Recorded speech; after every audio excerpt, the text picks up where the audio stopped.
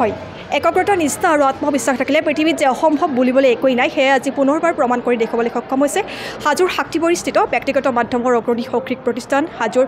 Aryabhatta science academy আৰু 2024 বৰ্ষৰ উচ্চতৰ মাধ্যমিক চূড়ান্ত পৰীক্ষাৰ ফলাফলত আৰ্যভট্ট ছায়েন্স একাডেমীয়ে 100% উত্তীৰ্ণৰে জুয়ে পুৰা সোণ হৈ উজ্বলি উঠিবলৈ সক্ষম হৈছে আমাৰ লগত বিদ্যালয়ৰ পৰিচালনা কমিটিৰ বিষয়ে ব্যক্তিসকল আছে ছাত্ৰ ছাত্ৰীসকল আছে শিক্ষক শিক্ষয়িত্ৰীসকল আছে আমি পোনে পোনে কথা পাতিবলৈ চেষ্টা কৰিম স্যাৰ কি ক'ব হয় নমস্কাৰ এইবাৰ আমাৰ আৰ্যভট্ট একাডেমী অফ ছায়েন্সৰ পৰা 41 জন ল'ৰা ছোৱালী উচ্চতৰ মাধ্যমিক চূড়ান্ত পৰীক্ষাত অৱতীৰ্ণ হৈছিল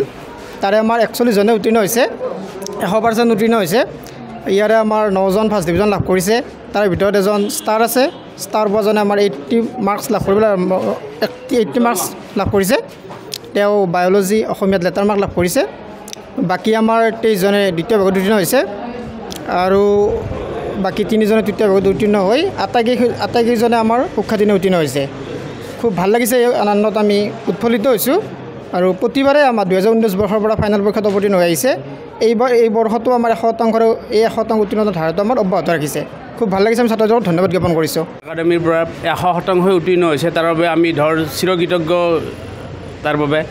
আৰু 2 নম্বৰ 100% উত্তীৰ্ণ হৈ আমাৰ স্কুলখনৰ বাবে গৌৰৱ কঢ়িয়াই আনিছে আৰু এজন ষ্টাৰ পাইছে বাকী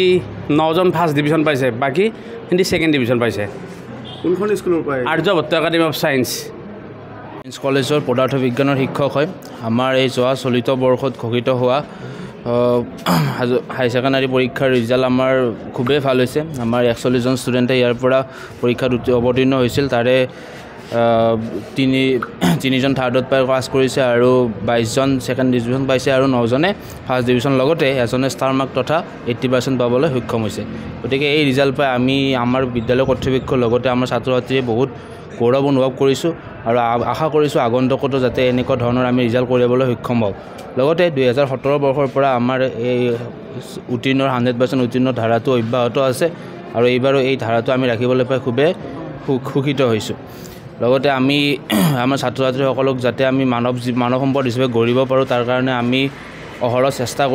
কৰি আহিছোঁ লগতে ছাত্ৰ ছাত্ৰীসকলেও নিজৰ ফালৰ পৰা যিখিনি পাৰিছে চেষ্টা কৰিছে যাৰ কাৰণে আজি আমাৰ বিদ্যালয়ৰ ৰিজাল্ট খুবেই উন্নত ধন্যবাদ